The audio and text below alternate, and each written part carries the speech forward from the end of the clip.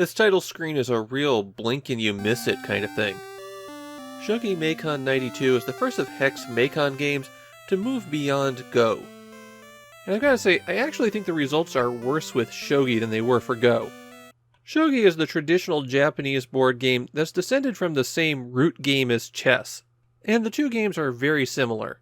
Each player has an identical set of pieces across a grid of squares.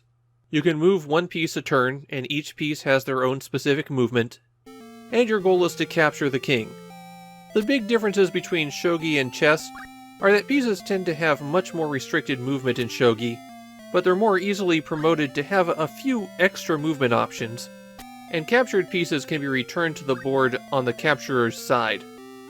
Shogi Meikan 92 presents you with a directory of Shogi games, mostly played in the 1990 season, but there's also a few classic ones, and there are two options with them. First, you can watch the game just play out. You could advance quickly through the moves by pressing left and right, or you could let the game flow more slowly.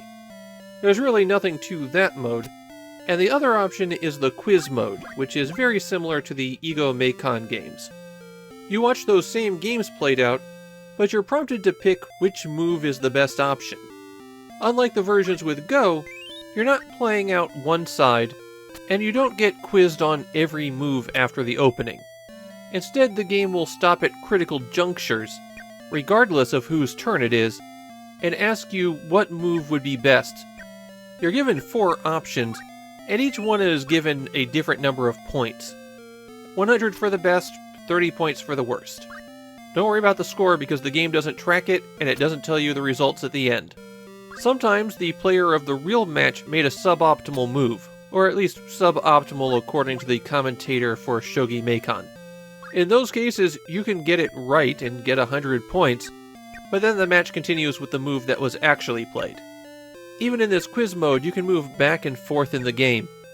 So if your guess for which move was best only got you 30 points, feel free to rewind and try again. Hecht seems to have missed an opportunity here, because there's 93 games in Shogi Meikan 92. Apparently, this cartridge is pretty well regarded by shogi enthusiasts in Japan.